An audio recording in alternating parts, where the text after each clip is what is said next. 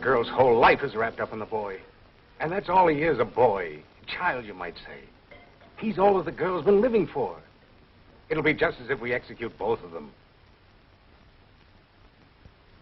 I'm sorry, I don't mean to be meddlesome or presumptuous. Yes, sir, I know we're all bound by the law. It's just that ever since the boy's been in prison and the girl's been working in town, I've spent a lot of time with both of them. My wife and I feel almost as if they were our own children. Yes, sir. I do understand my duty as warden. Sorry, Governor. Goodbye.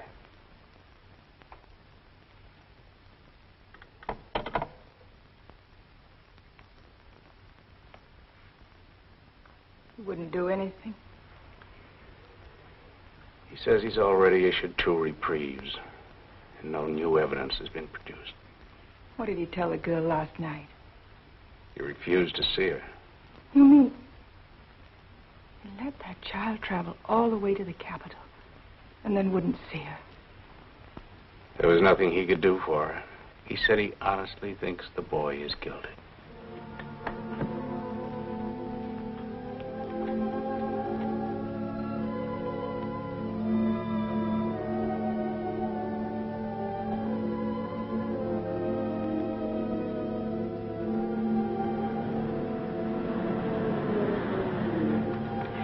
Let me bring her in.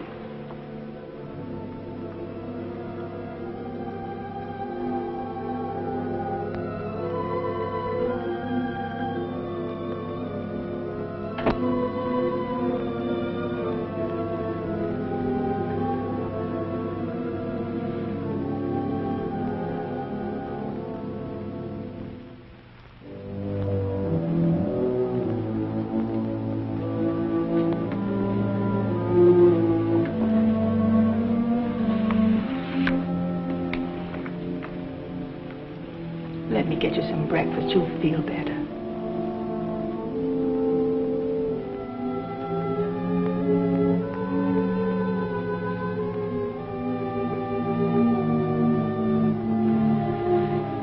If you'll just sit at the table, maybe I can get her to eat something. At least some hot coffee. The child is sick.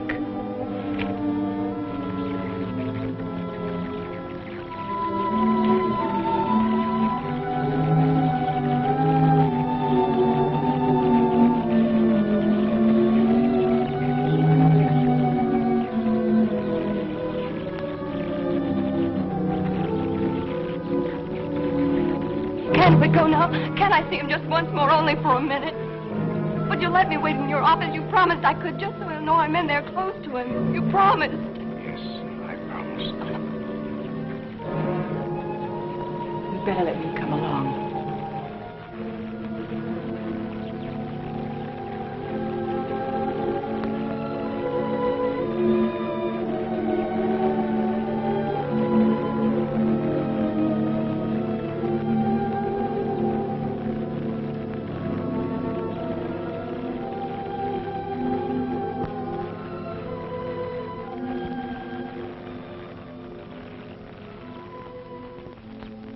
My shepherd, I shall not want.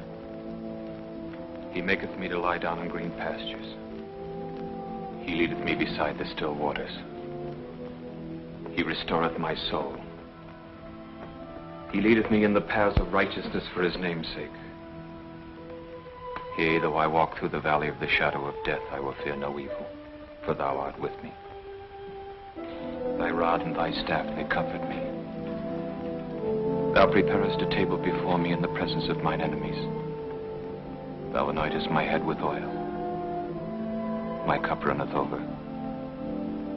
Surely goodness and mercy shall follow me all the days of my life. And I will dwell in the house of the Lord forever.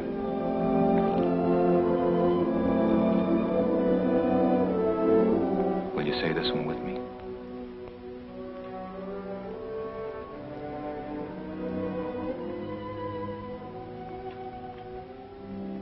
Have mercy upon me, O God, according to thy loving kindness.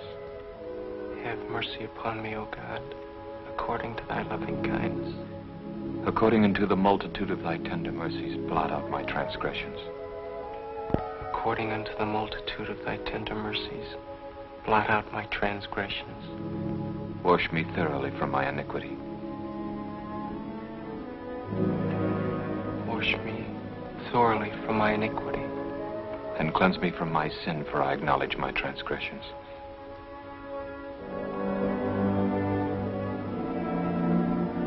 And cleanse me from my sin, for I acknowledge my transgressions. But I don't, Padre. I don't acknowledge it. I'm not guilty of any sin.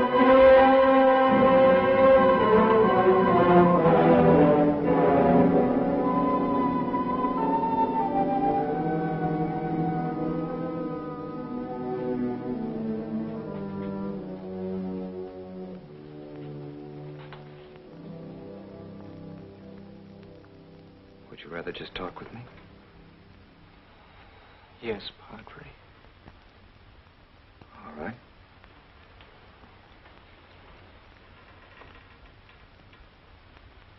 What are you thinking about? Does anybody ever get what he really wants? Sometimes. I never did. All my life I've wanted to be somebody. Somebody important. And all my life I've been nobody. But it isn't for us to judge who's somebody and who's nobody, is it? I'm 6 feet tall. I'm strong. I'm healthy.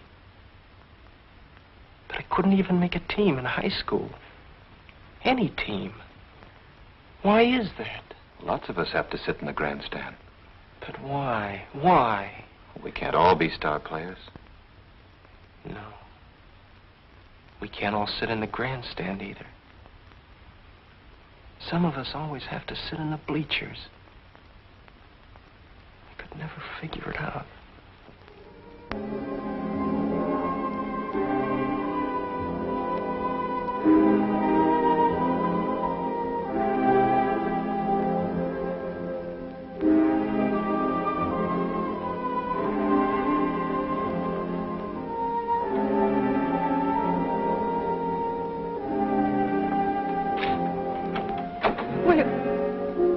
Will you tell him I'm here?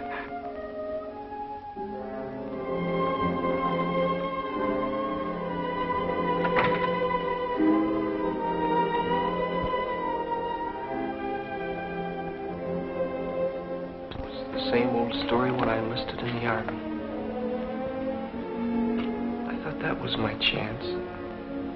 I'd be a hero with bands and medals and newspaper stories all about me. How I charged up the hill. How I captured 100 prisoners all by myself. She'd be proud of me. She was. Sure. She had a lot to be proud of. 2 years in the Army. Pounding a typewriter in Tennessee. I never even got to be a corporal. And then...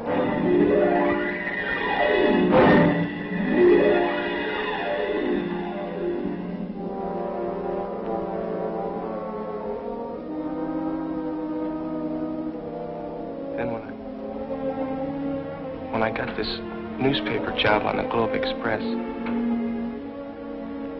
cub reporter, they called it.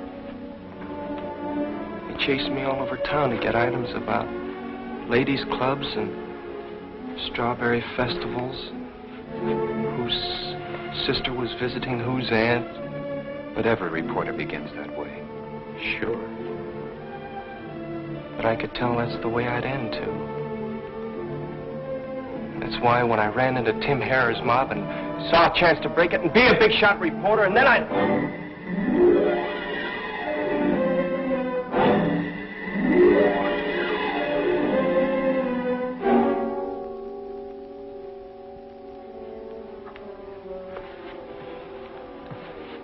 guess they're testing the chair.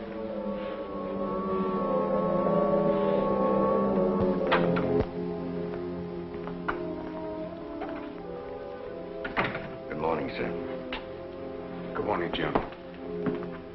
How are you coming along? They've been having some trouble with the chair. They were testing. Did the lights go down in here? Yes. They shouldn't do that. But they seem to have it ground on the circuit. Jim, will you get word to the boy that she's here? In there with my wife. Yes, sir, I'll tell him. Tell him I kept my promise. Yes, sir. Have you sent the bus after the newspaper men? Not yet, sir. This is one of those days nothing seems to work right. The bus will be a little late. You better phone Pop's place and let them know. Yes, sir. Get me Pop's place.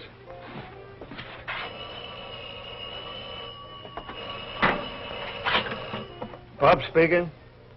Hello, Jim. Yeah, I'll tell him. How's the girl? She looked mighty poorly getting off the bus. Yeah, I guess we all do. Bye.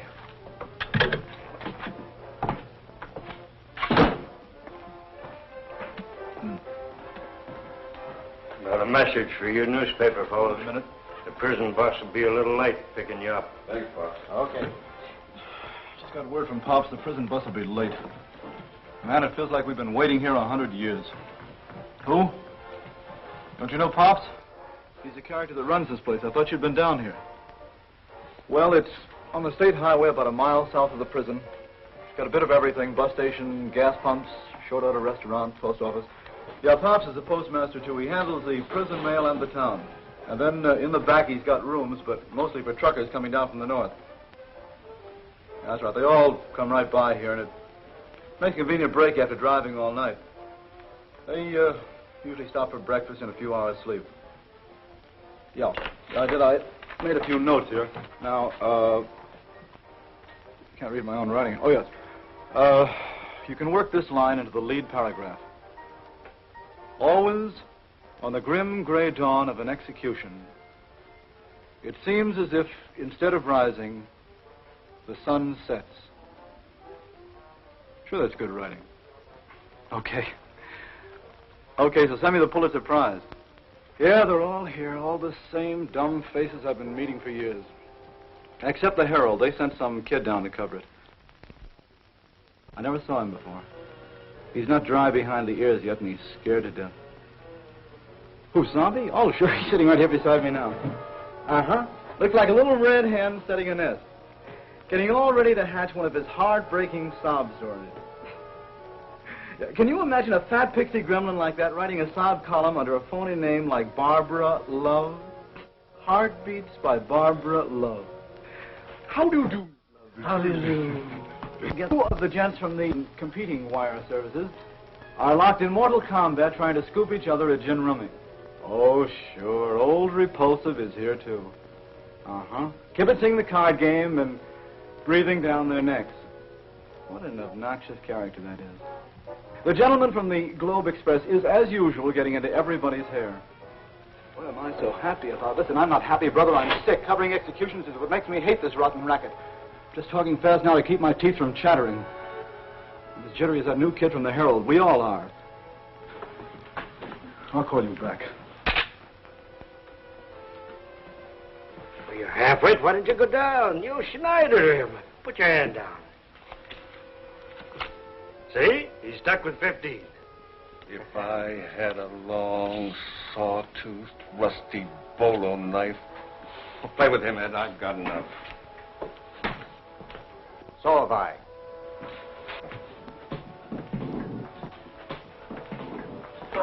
My. Bad nerves. Yes, sir, I can see that you two characters have passed your prime. First sign of a reporter's crack-up is bad nerves on a routine assignment. Can't take the pressure. But hasn't the girl told you anything more?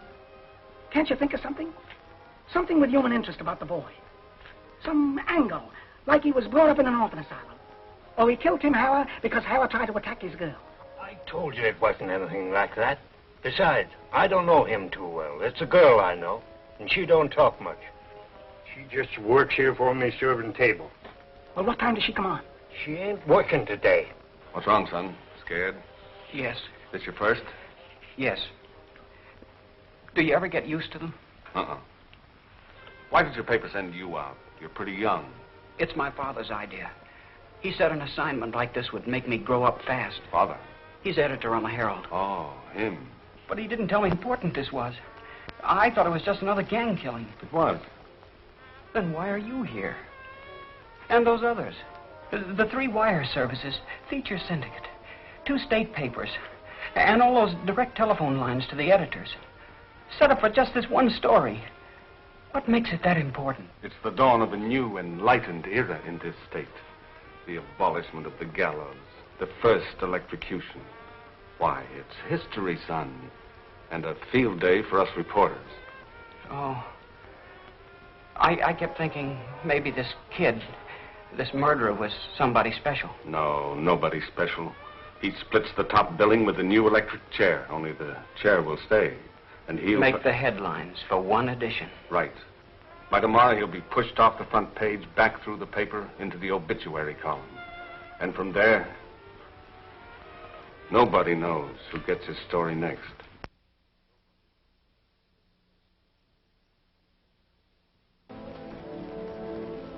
They say when a person dies, he gets a chance to meet his God. Is that true? Yes, that's true. And if he tells God he's innocent, God will believe him if it's the truth. If it's the truth. Would you believe me? Now? I'd believe the truth. Do you want to tell me? Yes, Padre. It would be kind of a rehearsal. Take it easy, son. I can't even get my story started. All right, put this down. You do shorthand, don't you? Yes, sir. Good. Start with the regular lead. First paragraph. The sovereign state of... Be sure there's no state with a capital S.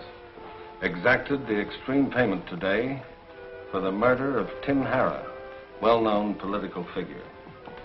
At 5:35 a.m., exactly 18 minutes after sunrise, you'll have to check the clock when they pull the switch. It may vary a couple of minutes one way or the other. The condemned, or you could just say murderer, then put in his name.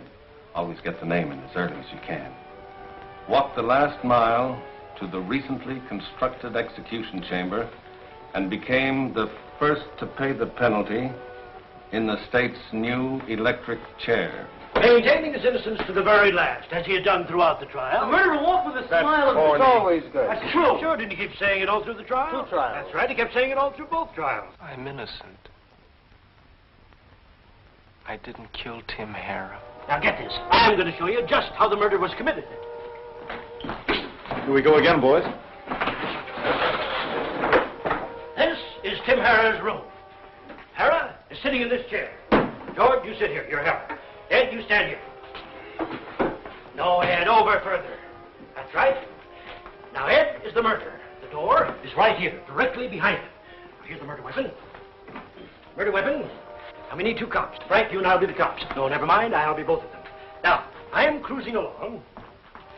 I hear shots. 6 of them. Fired so fast they sound like one. I stop my car. Rush upstairs. And what do I find? Harrah's dead with 6 slugs in him. The murderer is standing right here. No, Ed, over further. That's right. He's standing right there with a hot gun in his hand. All 6 chambers fired. Not another soul in the room, and the door closed. And the laboratory proves that the bullets from this gun killed Tim Harrah. An open and shut case. But the boy never admits it. Oh, imagine that. He cooks up a cock and bull story right out of Grimm's fairy tales. I heard 6 shots behind me and saw Tim Harrah slump.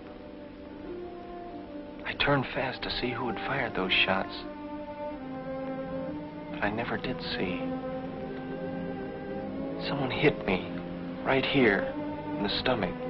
The punch must have knocked me out. When I came to, it couldn't have been more than a minute. The police came in. I had this hot gun in my hand. It wasn't mine. I never had one.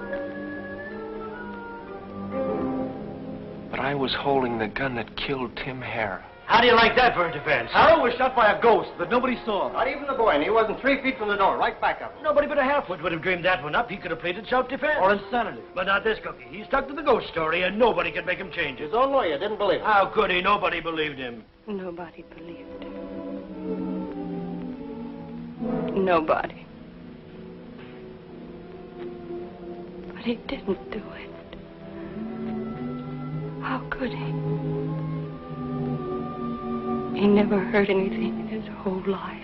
Of course, there was that girl that he was going to marry. She stuck to him right through. Puppy Lovey, don't even make a story. She hasn't got any more brains than he What has. makes you an expert on brains? Boy, don't I. He worked on my paper, He didn't was he? smarter than you think he must have been. The thing that fooled me was how he got tied in with Tim Harris. That's fast company in any league. And this kid was strictly a busher, a cub reporter. Used to do ladies' club assignments, charity picnics.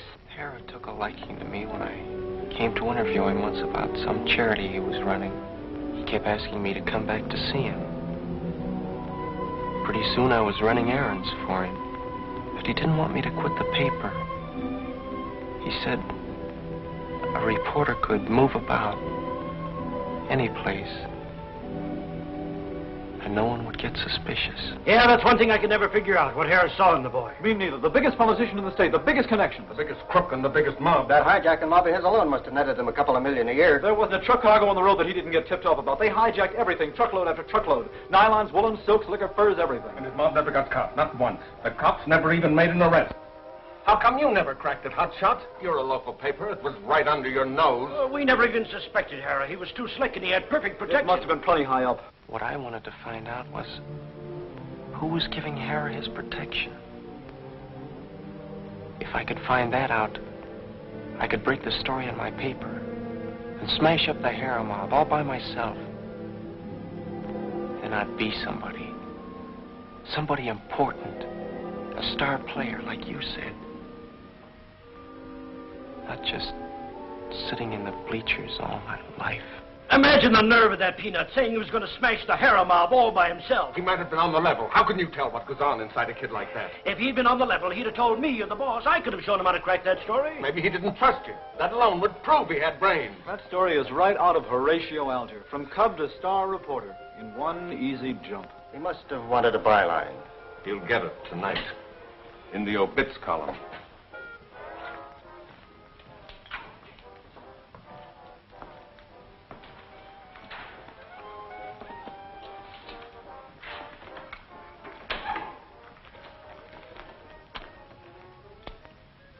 Well, I guess that's all.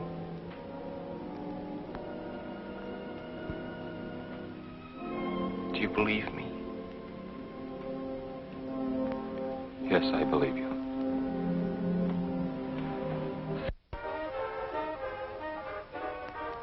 Well, neighbors, the milk train is pulling into the roundhouse. We'll be on the air again as usual at midnight tonight to bring you your favorite recordings. This is your old milk train conductor saying, happy sunrise. This is station KBAC signing off until our regular broadcast time at 8 o'clock. Come in again, won't you? Well, son, you've got the whole story. News, color, evidence, and the personal opinions of all the experts on other people's lives. Do you think you can write it? I don't know. But thanks, I'll try. I guess I'm a little confused. Who isn't? They were all against that boy. But somehow I got the feeling that you believed his story. Did you? Son, I've been at this business ever since I was younger than you are. And I've learned only one thing from it. When people sit in judgment on other people, they're butting into his business. I don't judge, I just report. Frank, it's getting awfully late. What do you suppose is keeping that bus? I'll go back and see if Pops has heard any more.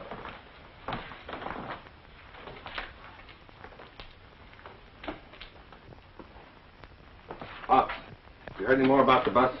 No, but they'll be along presently. They won't put the show on without you fellows. Hey, Frank, come here, man, will you? Remember any of these? They were all pretty ancient. Mike Andrews, Pinky Woskowski, Steve Mulbach, Parrot Farucco. Yep, they brought them all back alive, except the Parrot. Parrot Farucco. How long's he been dead? Oh, about 3 years, I guess. They fished him out of the river in the cement block. Yeah, I remember. You know something, Frank? What? If he were alive, they'd pin Tim Harrow's murder on him. Wait a minute. It had his trademark, didn't it? Yeah.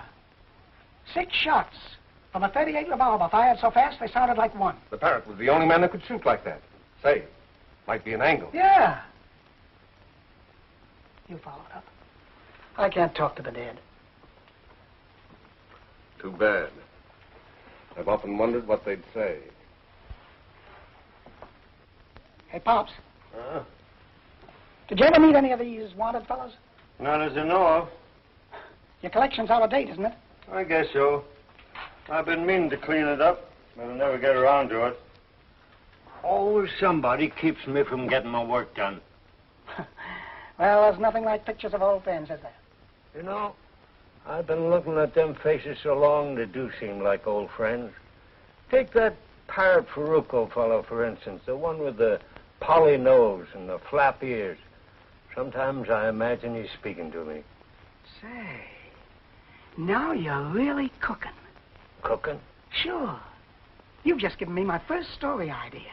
The postmaster, who's been looking at the wanted poster so long, it finally talks to him. That's good. Good human interest. That'll make me a swell Sunday feature. Fine. Fine. Now maybe you'll quit bothering me with questions. I'm a half hour behind with my mail. Hey, Pop, who's that?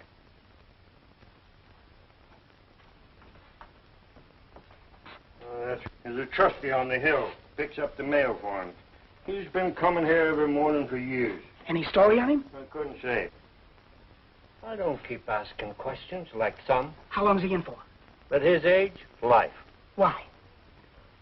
Something to do with that same Parrot Farucco fella we've been talking about. He noticed that poster of the Parrot about 3 years ago when I first tacked it up. He got so mad I thought he'd throw a fit. What'd he say? He said he was doing this stretch because the Parrot framed him. A long while ago when the Parrot was one of the biggest mobsters in this section. And then? Never mention it again. Well, don't you know the details? Why don't you ask him? You got a knack for questions. I will.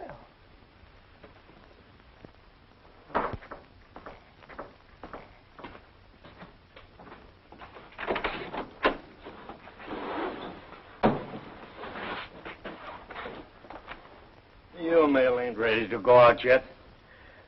I don't know where my head is this morning. Draw yourself a mug of coffee. I'll call you when I'm ready.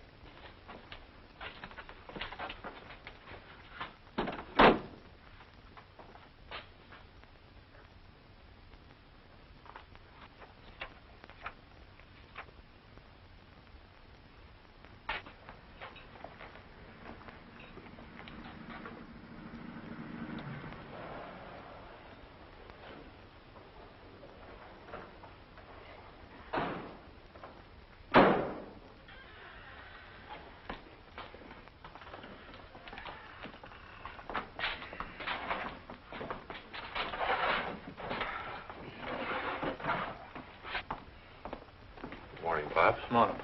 She ain't here today. Yeah, we know. You men don't go on duty till 6 o'clock, do you? That's right. 6 o'clock. It'll be over by then. What? Will it be same as usual? Yeah, same, Pop. You know, it's funny I should run into you this way, because I came all the way out here, especially just to look you up. Breakfast, 11 guards, same as usual. The feature editor kept telling me about you. He said I should be sure to find you. Said you were one of the most colorful men he's ever talked to. Maybe you remember him. Jim Reynolds? Cigar? Reynolds wants me to do a piece on one of the toughest characters this country ever saw. He said you're the only man that ever had the courage to stand up to him. And that you could give me plenty of dope. I'm talking about Parrot Farucco.